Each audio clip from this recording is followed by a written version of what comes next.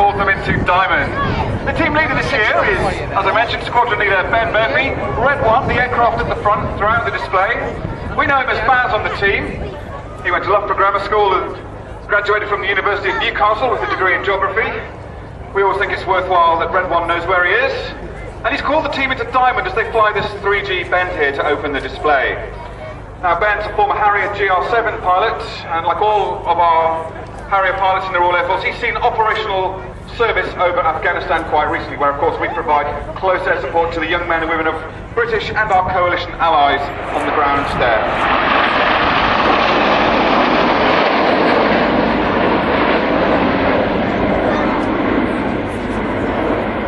Fifth year with the team this year. It's his second as leader. The only other man to have been on the team consecutively for 5 years was Ray Hanna, right in the very founding days of the Red Arrows in the mid-60s.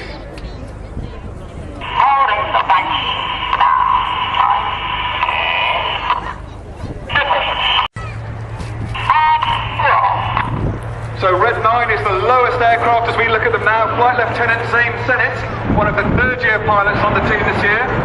Watched by a former Red 9, Squad Leader, or Flight Lieutenant, Andrew Keith. He'll be watching how he's doing at Big Vixen there. And also by a former Red 9's wife, Mandy Ray, who's also in the audience. Now, Zane's a former Harrier pilot himself, having served on 1 squadron, 4 operational tours in Afghanistan.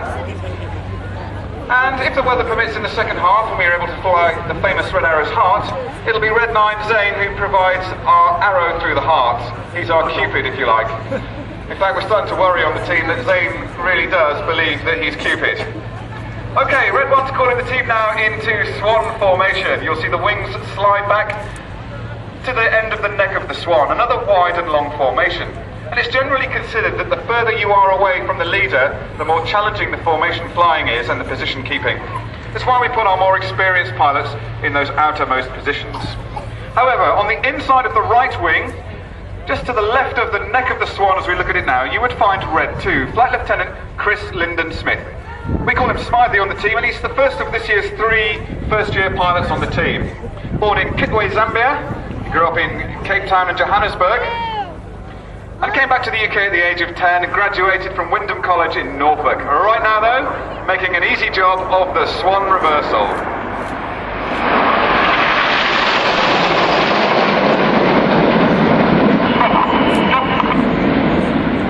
So as the smoke comes off, Red 1 calls the team into Typhoon formation. Smiley will move up and forward and become the front right canard of our Typhoon, of course, named after the Eurofighter Typhoon, which is the immediate future of the Royal Air Force's combat air power. Stand up with him, say, can you? For his career. Enough about that, and the smoke comes on as they pass us now in about a 3.5 G bend in Typhoon.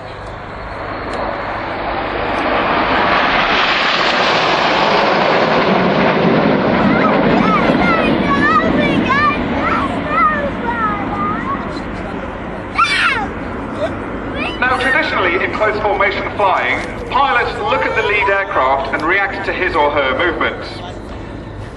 Of course, if you do that, there's bound to be some delay in your reactions when the leader starts to maneuver. And in a big formation like ours, we can't afford that to happen. We want our formation to maneuver all at exactly the same time. So all of our formation maneuvers are initiated on Red 1's voice commands, and you'll be able to hear that shortly. I'll let you have a listen to the radio. You'll notice that Red 1 emphasises certain syllables of his voice commands to the pilots, and that allows them to anticipate their control inputs so that they start manoeuvring at exactly the same time as Red 1. The pilots are setting up now for the Apollo twister. The formation shape is called Apollo, named after the Eagle landing craft of the Apollo 11 lunar landing missions of 1969. There you go, you hear Red 1 give the command and roll, emphasising the word roll, and on the R of the roll, all of the pilots put in their control inputs to start manoeuvring at exactly the same time as Red 1, and we maintain this lovely, rigid Apollo formation, flowing in some very patriotic British red, white and blue.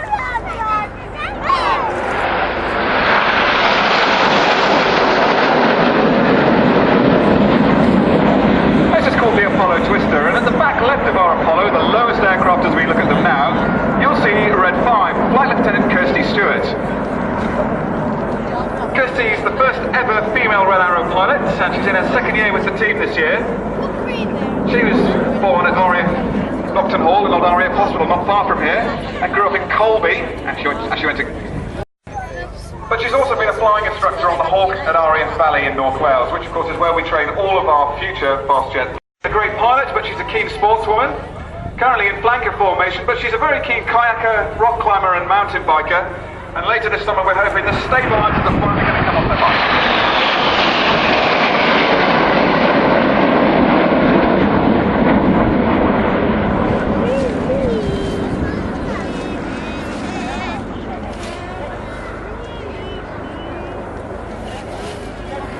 Red 1's calling the team now into eagle formation. Reds 4 and 5 put their smoke on and slide back.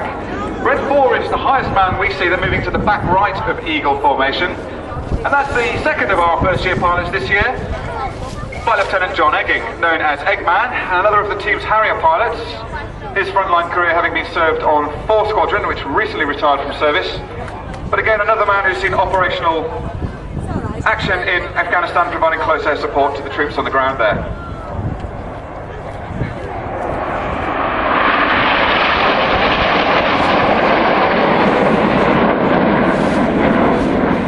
Eggman's also a keen runner and cycler. He does quite a lot of it with his wife, but with the pilot's white mid diamond to fly the whirlwind.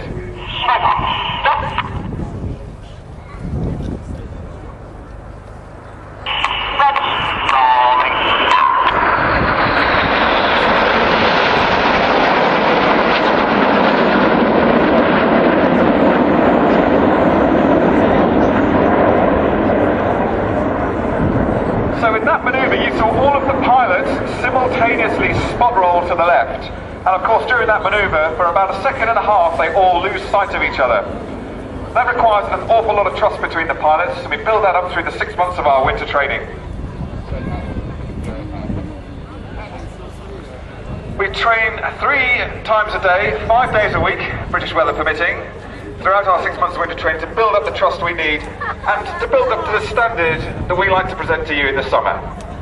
So this is the final manoeuvre of the first half of the show. It's called the Diamond Chicane. 7th Squadron, the famous Dam Buster Squadron, now based at RAF Lossiemouth, but during the Second World War and their famous missions, they were based at RAF Scampton, just up the road, and coincidentally our home base. So ladies and gentlemen, the Red Arrow's famous Diamond 9 formation, this is the Diamond Chicane.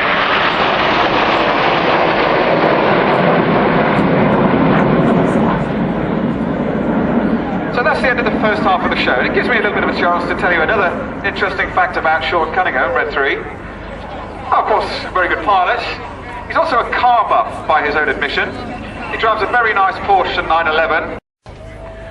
So they're stacked down from top to bottom, Reds 1 through 5. And at the bottom is Kirsty looking up through 3 aircraft to try and see Red 1.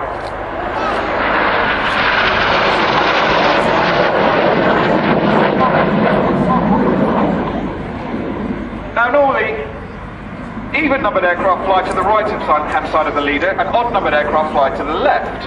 But as you see them now, they're the other way around. We've got 3 and 5 on the right, 2 and 4 on the left. And we need to swap them back. So this is the clever part of this manoeuvre, which we call the slalom.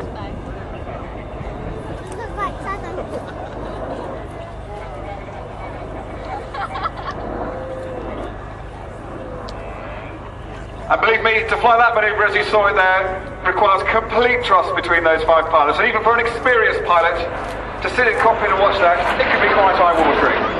Now, I've just spoken to Red 1 on the radio. Unfortunately, the Lincolnshire Air Ambulance helimed is on its way into Lincoln to the hospital with a casualty on board. So we're going to need to pause our display at this stage to allow that aircraft to land. I'll let you know as soon as I am able as to when the display will continue. Unfortunately, of course, we will always pause to allow an air ambulance to get in.